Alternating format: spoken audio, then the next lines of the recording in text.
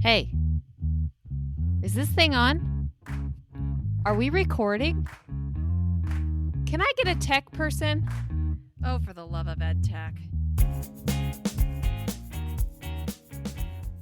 Joining us today is Dani Wackerley, Tom Wilson, and Josh Branch from North Canton City Schools. So, hey guys, thanks so much for talking to us today. Hey, we're glad to be here. Yo. Yeah, we're really excited to hear about your program because for our audience, we actually met these North Canton City School people as well as their students at OETC when they brought their big, really cool bus to park in the exhibit hall. So we're going to talk a little bit about the bus and each of these fun individuals that have created this awesome program. So I'm going to have each of you just start and tell us how you ended up teaching. I'm Dani Wackerley. This is actually my 12th year teaching high school, but I am actually, I went to school, I should say, to be an English teacher. But my license is in something called integrated language arts. So really anything that falls like in that realm of language arts, so journalism, for example, is something that I'm qualified to teach. So a couple of years into teaching, maybe like 4 years in, I think the person who was teaching broadcast journalism had stepped out of that role. And so they kind of went through who else is qualified to teach this and asked if anyone had any interest. And I was like, well, that sounds cool. Sure. Like, I'll try it. And it was a little overwhelming at first when I came down here because there was a lot I felt like I didn't know how to do. You know, I felt pretty confident in the script writing aspect of it and kind of the storytelling, but there's like a whole other technical aspect that I was just like, what? It was, again, very overwhelming. But Tom was down here at the time. And then the video productions teacher at the time was Tim McCarty. And they were great. I feel like they walked me through everything. They taught me how to use a camera, how to edit stuff, how to use microphones. They taught me stuff like in our control room for our news broadcasts. Like they really just kind of took me under their wing and taught me a lot of things and made me a lot more confident in the technical side of it. So now I think this is year 8. I was thinking about it the other day. I'm pretty sure this is going into year 8 of doing the program. And we've made a lot of changes with, you know, putting more on broadcast students to do that stuff, like filming their own stories and doing the editing part of it, because students that we've had who've graduated from the program in the past have come back and said, you know, hey, it's not just the journalism piece. It is some of this like technical stuff too. And obviously we want our students to be ready when they go out there and choose to pursue this path in the real world. So yeah, they were really great in trying to help me with a lot of that. And then even this year, you know, Josh has helped me with like learning a new editing system. We switched to using Adobe Premiere. So he's kind of taught me some of that because he's like the Premiere master. So really it's just been a lot of help from them. But I guess technically what I'm licensed in is what allowed me to teach it. But it was definitely a big learning curve. Super glad I took the leap, though. It's like definitely my favorite part of the day. So I love teaching these classes. Awesome. That's awesome. And I'm glad you mentioned that they're classes because I was going to ask you if it's a class or a club or how that all works. So yeah, they are classes. Okay. So we have 2. One is like our news production where it's almost kind of more like a job because literally the kids come in every day and they know what to do. They all have aspects either in front of the camera or maybe on the production side, like behind the camera. But really most days they're coming in and they're just creating the news show.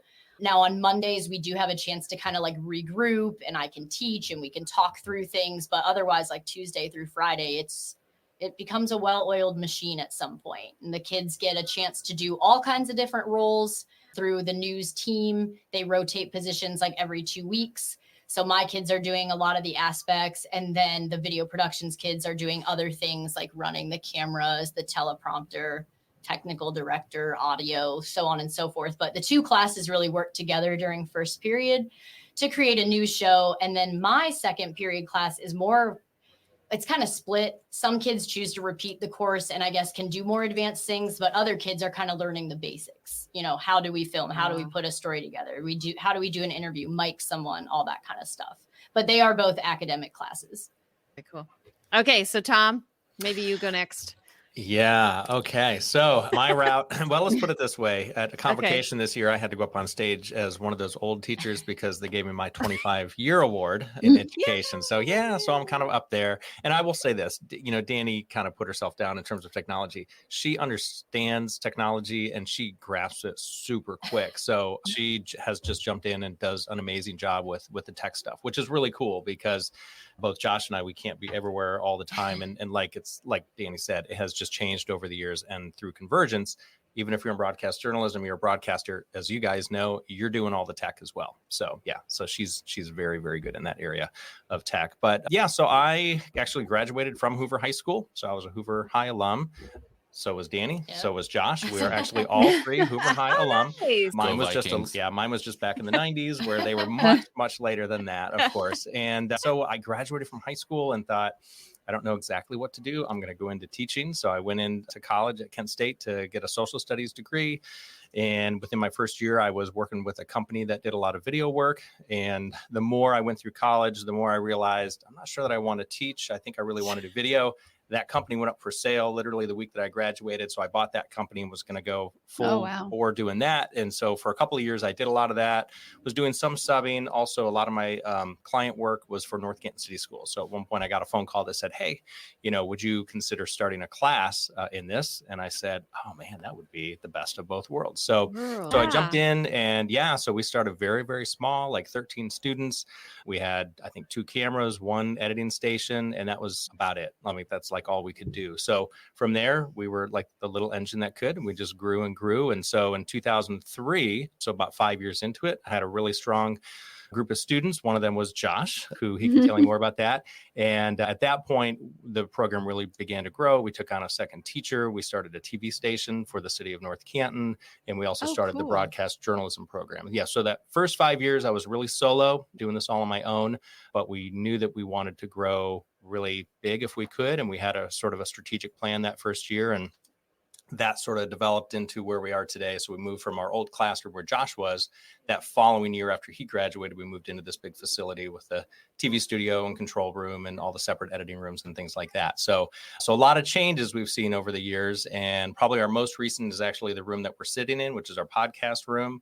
That was an editing room that we converted over to a podcast room. And the reason we did that was some of Dani's students as broadcast journalism said, hey, we love doing studio shows, but we'd like to do podcasts and learn how to do that. So we said, well, let's figure out if we can make this happen for you. And so we did. We had basically donations to make it happen. But now we have this really cool podcast room, which is kind of fun. So that's kind of how I got here to this point, and turn it over to Josh. Okay. Yeah, so I had a very interesting path into education. I had a whole previous career for at least 10 years in industry. I was a corporate videographer for Goodyear, and then I worked for an external production company before that did a lot of overflow work for Goodyear. That's how I got in. So as Tom said, I am a graduate of the program, a proud Hoover grad, 2003. And as he was saying, that year was very special. There was just a lot of convergence happening, a lot of neat things as Tom was growing the program and putting in a lot of work. And so I left and I kind of went to college, and I was like, geez, my high school has a better program than my college. What are we going to do here? And I actually got a job working in the industry my freshman year of college. I got it first semester. I was making really good money and doing that. And then I actually dropped out of college and then eventually went back, and now I have my master's. But so I did production for, 10-ish years. And then we were traveling a ton, 150 days a year. Oh, wow. We started having babies. I was like, what can I do that I don't have to travel? Yeah. And there was always something very attractive about going into education. And Tom's program just meant so much to me growing up, and really gave me purpose in life and a life skill. I can go anywhere in the world and earn a living based on what we did there. So that's how I got an education. So I taught for 10 years at another high school, Glen Oak High School, Plain Local Schools. And then last year, Tom brought me over here. So it's been a fantastic teamwork partnership. Love it. And happy to be here. That's so cool. Boom. So, it's great to have Josh here. Mm-hmm. Yeah, well, and I think what's so cool about this whole program is that real life skills that they're developing that for sure. not transition, but what's the word I'm looking for? Translate. Yes, thank you. Yeah, they really can. They can go into so many different things. And I think one thing that has made Hoover's program unique, really from the kind of that 2003 year, was when we started broadcast journalism.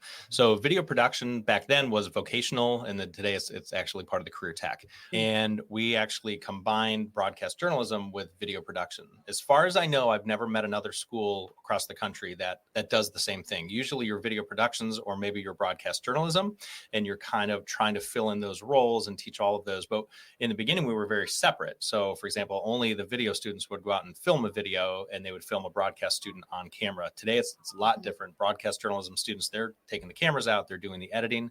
But when we come together to do that daily news broadcast, we are bringing video productions and all their skills together with broadcast journalism, and they've got this great show. Or when we go down to, like, say, a trade show like down in Columbus with the Ohio Educational Technology Conference, they'll be working together. Video production we're doing a lot of the camera work and editing. Broadcast journalism, they're going to be crafting stories and putting those together and being on camera. That is a marriage that we really have not seen in other programs, and it may be out there. It's just we haven't seen it, and I think that's what helped us grow, and it made our students extra successful because it was just like the industry, especially going back 25 years ago, and then we've kind of morphed it into what it is today. But I think that really helped because two strong, points of convergence that are coming together. I know you mentioned like a newscast. What are all the different things they're doing? And you said obviously they wanted to start a podcast, but are there things that they do every week throughout the year, or do they take on extra projects, or are there community people that reach out for them to do things? Or yes, I mean, all of of that, above. all of that. Yep. They do a lot. Yeah. Okay. Yeah, and I should say that the broadcast journalism and video production is sort of our level 3 class for video productions. They're sort of the morning team that gets together for about half of that time. And then once the broadcast journalism classes end, Josh is working strictly with his video production students, and they're here all day because there's level 1, 2, and 3 of those classes. Dani has sort of a level 1 and 2 that are here in the morning. So yeah, there are all kinds of things that they get involved in. So Josh can talk to some of the things with video production, and Dani can talk with some of the things that we even do where we combine them. But yeah, who wants to say what we do? All right. Okay, I'll jump in. Yeah. So in the morning, like I had kind of mentioned, our first period. So it's, basically as soon as our bell rings, actually, some of my students even come in early before the first bell rings. We start building a daily news show. So we literally build it from the ground up every single day. Which what that looks like is they have an email account that the students are kind of responsible for checking. That would be where teachers or administrators send communication about, hey, we need this announced or things like that. So we write all of those things into our show. And then we're also making decisions about if we've created stories, from the district or the community or whatever, what is relevant to maybe put in the show. What do we have time for? We also have students who are writing segments. So certain days we have what we call our game time report, which is kind of like a school sports or sometimes even national sports updates. We also have a weekly scoop or a news to know, are two names that we call it, where it could be anything from lighthearted news, pop culture, entertainment, to more hard hitting stuff that could be, again, on the district, local, or national level. But, students are helping make those decisions on what needs to go in, what do we have time for, all those kinds of things. So they're really handling the producer kind of side of it. And then we have kids, start once the script is kind of finalized and ready to go, moving into the studio to go into the roles of the talent. So we have people who are on air anchors reading the announcements or reading the segments. We have people who are acting as the floor director. So it's, cueing the talent of when to talk. That's where also the video production students are coming in because they're running cameras, they're directing from the control room. We have somebody obviously running audio and miking everybody and making sure levels are correct. I mean, it's the whole production, and we do it every single day. We create about a 7-minute news show every single day that they, again, write, produce, they print the scripts, they get in. We try to practice it if we've got time. Yeah, usually at least one rehearsal, right? Unless we're running late. And then even though it doesn't actually play back live, we film it like it's a live show. So like when they hit record, it's start to finish as if it were live. We try really hard not to have to like go back and make edits if possible. And most of the time that we haven't really had to. Yeah, I feel like they've done a pretty good job of, getting through the whole show.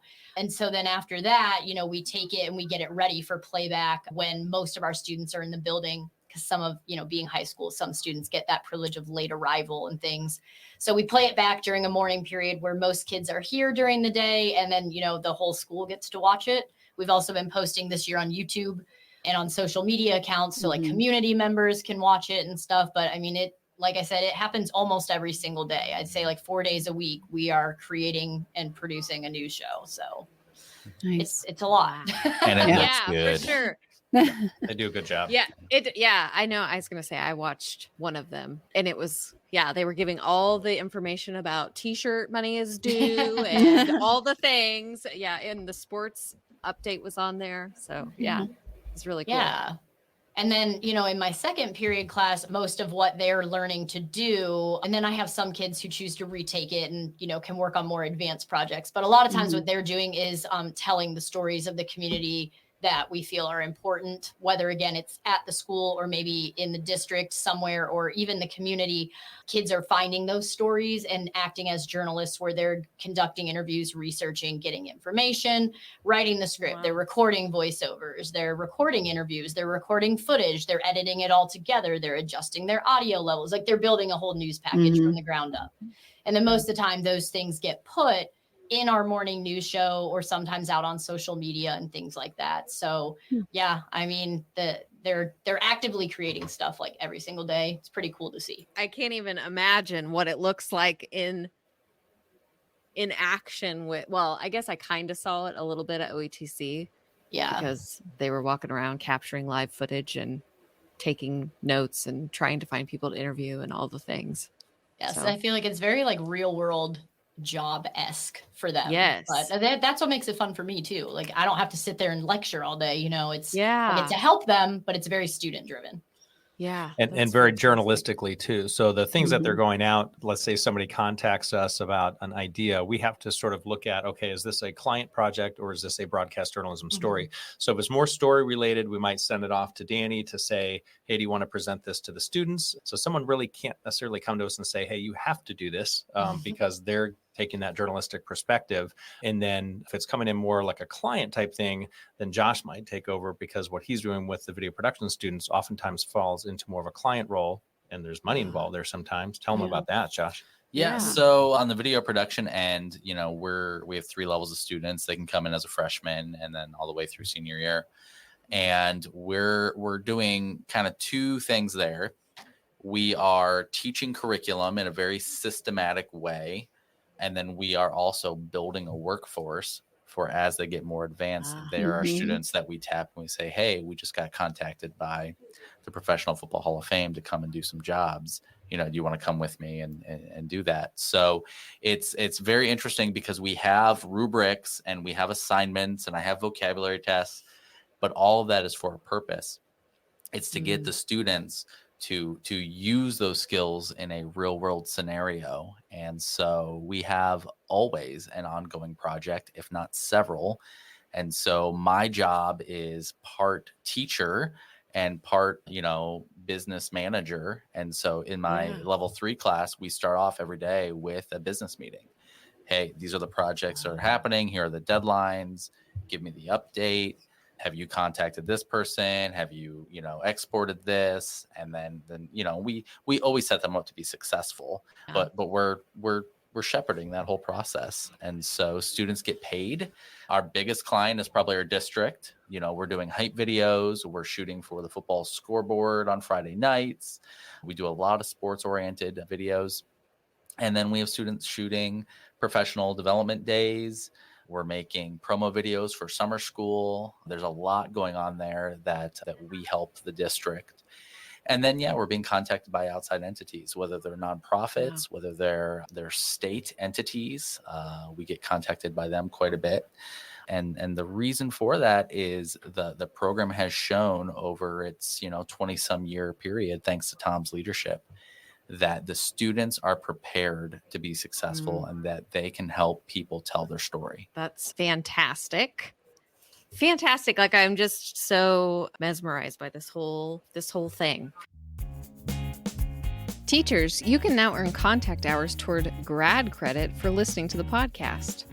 Visit fortheloveofedtech.org for more information. And so that leads me to your bus. So I mentioned it at the beginning, Yes. but I want to know how that idea came about, how you got funding for such an amazing tool, and for people that haven't seen it, what all is included in there. Wow. Okay. Thanks for asking. So it's called the Mobile Story Tellar. Okay. It was, I guess, my brainchild in the sense that you two weren't quite here at that point. Although the day that we launched it was the time that you got hired, Yeah. right? So the first time I met you, you Was opened up the at bus the- door and yeah. were like, "Hi, I'm Yeah. teaching broadcast It journalism." was like Oh, at the hi. grand reveal. Nice to meet Here's you. me. Yeah, even though I knew you and knew you taught here, but yeah. So I think so much of what we do comes out of some type of a student project or some experience that happened with the students, and then later on, I might find a student who I run into on the street, and they're like, the best thing we ever did was this. We went to the set of the home makeover. That was my favorite project. But there was one class in particular that I think it was, I want to say 2005, which was after Hurricane Katrina. And we, as a school district, actually got involved with partnering with a school down there that had gotten kind of wiped out down in Bay St. Louis, Mississippi. And we were fundraising all year. And at one point, one of the administrators came and said, "Hey, we have such a strong connection with them. Would you guys be willing to go down for a week and shoot a documentary and kind of like explain their story of how they're rebuilding?" And we said, "Yeah, I mean, we would love to do that." So we actually, somebody donated the use of a bus that was here in town that actually LeBron James tended to use it a lot. It was like how would I describe it? Like an executive motor coach. So it was like an RV, but okay. inside it would just had seats that faced each other and tables and stuff like that.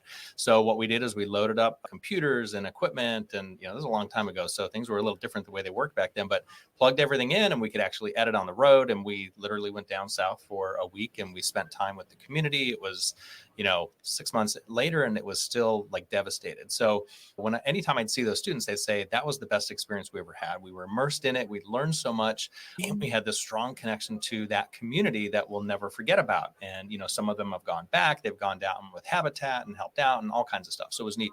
So at some point we were doing a lot of conferences where we would go and bring our equipment down and work for a week. And I was always like, man, this is a lot that we're ripping out of here of our classroom. What if we could grant fund a vehicle to take down there? And from there, it just kind of snowballed into this 40-foot production bus. Most people call it a van, but it really is a bus. It's as long as a school bus and a little bit wider than that. And then inside of it, what I wanted to do was have something that not just video productions could be involved in, because that's very common. Most programs, if you have a truck, and a lot of them have trucks, we actually did before, you could meet the students on location. They could get on the truck and there'd be a control room and you'd have the cameras. You could shoot a football game or just about, community event.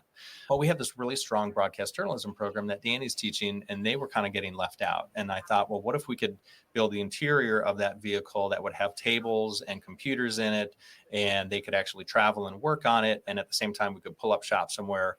The control room becomes a live event control room. We can build a studio outside of it, but then inside they can be editing. And so there you have the Mobile Story Tellar. And we did grant fund it. It all came from a couple local foundations. About a year into designing the project, we had raised a lot of money, but we were running into a little bit of a roadblock with the state of Ohio in that if we were to buy a used vehicle and renovate it, that could bring into question some insurance liability, because what do you do with something that was not originally a seat and now you're making it a seat? I learned so much. It was great. Yeah. I learned how to build a vehicle. So what we ended up doing was one of our grant funders, local, said, "Hey, why don't you get one more grant that can pay for a new vehicle?" And there was this amazing program at the time by State Farm it was a set of grants. They gave out $5 million a year. You could do up to a $100,000 grant. And it was actually high school students who voted on these grants. They met in Florida and they would actually have this team. Yeah, it was great. And so the catch was the students had to write the grant. So I did a grant writing session with the students because I've written quite a few grants for the program. They wrote the grant and it came in at like a $100,000 grant. And then that allowed us to buy a brand new vehicle, which that ensured it was going to last like 30 years or while we've long gone. What a good that vehicle will still be experience. there. Yeah. So we love it. It's great. It's a lot of fun. It's not on the road every day. It's not that kind of a vehicle. But when we do get out, sometimes we're spending like a week at a conference and every day. The kids are working on it 8-10 hours a day. It still smells brand new, which is crazy. You get a lot of Amazing. sweaty people on there. But we also do things like we were at the Pro Football Hall of Fame recently and shot an event that was over there. So yeah, so Mobile Story Tellar, it's a lot of fun. Can anybody sign up for this class, or are there stipulations, or how does Prerequisites. that Yeah. process work? So yeah, really any student can sign up for it. Okay. And we have, so for example, in video productions, we have 2 sections of it. So we have right now, I think 2 sections of like 20 students, almost one in each section. And then that will get funneled down as they go along. Broadcast journalism, there is one prerequisite. Yeah, it's a little bit different. So with broadcast, they do have the prerequisite of taking journalism 1. Which is kind of like an introduction. They do a broadcast unit in there, but they also learn a lot, I think, just with like, like laws, copyright, all that kind of stuff. And then they learn to write for print. And like I said, there is a section about broadcast too. Once they've taken journalism 1, though, then they could take broadcast, which is not the class that does the news production every day, but the class that is building like those community stories. I feel like it's important for kids to kind of know how to do that and have those skills before joining the news team, because sometimes, depending on our number of kids, there are kids as part of the news team where it's their job to go out and film or edit and put stuff together. And obviously, if they don't have those skills, that's difficult. So it's almost like a path, I guess, for broadcast, where it's like journalism 1, then broadcast journalism, then a lot of students go into the news production class. But they can take broadcast and news multiple years. So like this year, I have 2 seniors who actually took journalism 1 as 8th graders through our like middle school jumpstart program. So they came over as 8th graders, took a high school course here, and then they have been in either broadcast or news or both all 4 years of high school. So in that way, it's kind of cool because like then those kids obviously, learn a lot of skills. They get really good at what they're doing and they can kind of take on some more advanced stuff. And I get to know them really well, too, because I worked with them for 4 years.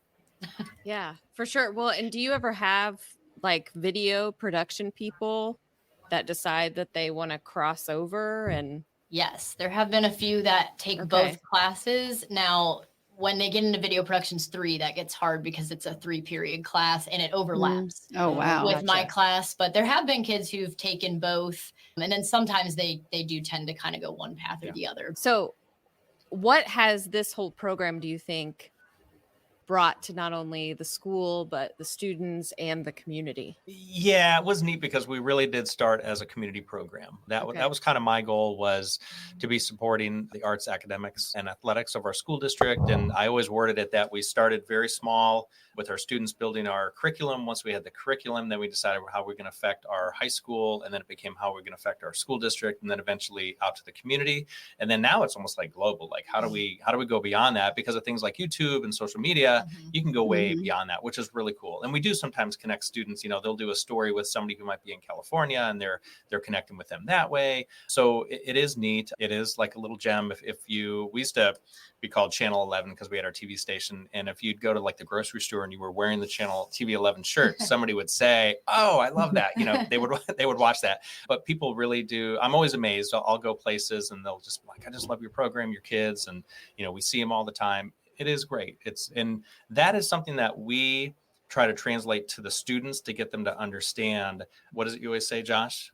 Protect our good name. It's something I borrowed from my Goodyear days. We have such a fantastic reputation in the community over 20 years that the students need to understand that when you're out there with a camera, you're an ambassador, and you need to take care of our image. And it helps. I think it helps every production that we do, is to say we want to look our best, we want to speak our best, and we want to promote a great message that, is going to be helpful for people. One of the things that I've had the chance to do over the years is just do a little bit of travel and do. What's great about teaching is you can choose what you want to do in the summer a little bit. And so I tend to work on overseas on some different productions, usually with human trafficking. And I'll always share with students, like, after you graduate, take a year or a semester and go abroad, go somewhere, a third world country, something like that. Do something that's completely outside your element, because you'll come back very changed in your perspective. And so I think that hopefully helps them at some point say, if I'm going to do media, I want to do media for good, right? They Yeah. can join the evil empire and do things that are bad, but we want to do good with it. And because the thing is, it really can have an impact, and it can have some kind of a change. And that's what storytelling is, whether it's a news broadcast or we're helping a client out, like a nonprofit group. We do a lot with nonprofits. So we've always wanted to give a voice to people in the community, especially nonprofits. And that's where some of our public affairs shows that students will be interviewing people, we'll bring them on as a guest, and then they can share that out on their social media, but it gives them maybe an extended platform that they can talk about what they're doing in the community. And then I think that reciprocates back to us, right? And then we hear good things. Yeah. So we try very much to make that sort of the core of what we do. Well, and again, what another great life lesson. Right. Because that is an important skill when you're working for a company. You're representing them anytime you're going out. So that's fantastic. I love the recommendation to take that year, because that's not typically done here. And I feel like it's so valuable for them, because otherwise it's just like go, elementary, middle school, high school, college, career. There's no break in that. I love that idea to go abroad. Can you guys tell me a little bit about what you do with documentaries in regards to veterans? Yeah, I'll kind of start and you guys can jump in. But very early on in the program, it was actually year one, I think, my principal came to me and said, hey, Veterans Day is coming up, and Ohio had actually structured a law that said we really want all schools to be doing something on or near Veterans Day, either as an assembly or something like that. And so he said, we've got this new video technology, we've got TVs in all the classrooms, what can we do? So we put together something very small scale, I think just photographs. It was like a week before Veterans Day that we put it together. And it just sort of took you through the history of some different wars and things like that. Showed it on the TV, and my principal, who was a very stoic person, he only spoke when he had to say something very important to you, and it was very well thought out, called me, and I realized he was in tears over the phone. And I thought, oh my, we did something here that affected people, right? And so we put it out on the local PBS station and stuff like that. It was really neat. So then the next year, we actually found a veteran and we told their story. It was like a 20-30 minute documentary. But what we were able to do was pull in the students to record the subject. We had to do all the research that was related to that, do the script. We had to go online and download archival footage from the different wars, and then also local archives. We had to go to the local archivists to get stuff. So we put that out there. And again, it was this really successful hit. People were just loved it. And we realized we brought the veteran in and their family, and they were just so cherished in the long run because of this story that Grandpa never really spoke about, but was willing to do it as this project. So we did that many years in a row, and we've done all kinds of things. And actually just this week, we've been talking about, okay, Veterans Day is around the corner. What are we going to do? And so we've been playing with different ideas. Anybody want to tell them sort of what we landed with? What are we doing this year? Yeah, so our stadium, which has just been completely torn down and rebuilt, is called Memorial Stadium. And I didn't know until last year that memorial is actually remembering World War II. And so there's a whole plaque there, and they really tried to put that front and center that, when we come here every Friday night, it means more than just the game. We're remembering the people in the past who gave their lives so that we could even do this. And so that's kind of where we're thinking about going, and we're excited to tell that story. Yeah, and that stadium was built just maybe 2 years after World War II. 1945. So the players that were there, even in that first game, you had folks whose family members, had possibly died in service or were in service. So it was done as this entire committee that was making it Memorial Stadium. So we sort of fell upon this last year when they were doing the stadium renovation, because there were very important things that we needed to make sure we archived and plaques that we needed to move to a new location. So we said, wow, would it be great to do something maybe for Veterans Day? So that's going to be like the hub of the story.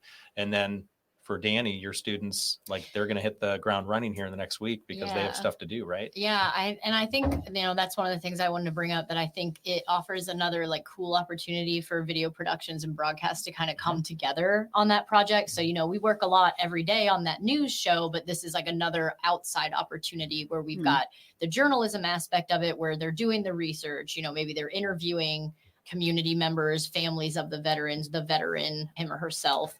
And, they're jotting down notes and trying to tell the script. And sometimes we have students actually like on camera, kind of like filling in the gaps a little bit in their story. So it's like, we've got that aspect going on. And then, a lot of the things that Tom talked about with, how they created the first Veterans Day documentary where they're finding, pictures or whatever they might need, also editing the video together, filming things, the kids really get to do it. And we're just the guides and we help facilitate it, but it's another like real world thing that they get to work on. And again, I think it just has so much more like meaning to it. Yeah. Kind of like reminded me when you were talking about, what the core of some of the values here are that we're trying to like instill in them is like, this is another opportunity for them to see that and do something important. Not that our news show isn't important every day, but it means more than the morning announcements, And at a time where like so much state testing, so many Yes. mandates that have really taken away from schools' ability to do like an assembly. We don't do assemblies like we did 20, 25 years ago. There's just not time to do that. Veterans Day is one time throughout the year, and I think you'll find at almost every school, there's something going on corporately, and there is something to say about a corporate get-together for all of your students. So, on or near Veterans Day, all of our students will tune in and they will actually watch, some kind of a presentation, and then hopefully that leads to some discussions and things like that. So, so we're on the heels of that right now. It's coming like a freight train, but it's going to be a lot of fun because we'll see all elements of production. I would say it's probably one of the best things that we get to do with kids, and it'll be long lasting. You remember your documentary, right? I do. Yeah. We made a documentary back when I was a senior that I got to help shoot and edit. And I remember being here on a Saturday morning because it was deadline and we were getting it done, and we got to tell this beautiful man's story. And I actually ended up going to the funeral with you when he passed several years later. And that was such a nodal moment in my progression as a professional, as a human being, to be able to take something so important and be entrusted with it as a high school student. And I would say we were faithful to it. We did well. We still show that documentary, and it was just really important. That's really cool. Are those documentaries accessible to the public? Yes, actually, If you go to North Canton City Schools, look under the website under NCTV Media. Now, as the time of this podcast, it's not there because we just had an entirely new website built and those links were lost. But I have the first page set up. If you go to NCTV Media, you can see the news broadcast. That's really awesome. Well, I thank you guys so much for talking to us. Thanks for listening to our For the Love of EdTech podcast. We hope you enjoyed our conversation today and learned something that you can use with your own students. You can find the show notes, resources, and more at www.fortheloveofedtech.org. For Love of EdTech is produced by SOITA, the Southwestern Ohio Instructional Technology Association, in partnership with Think TV and CET, the local PBS stations in Dayton and Cincinnati.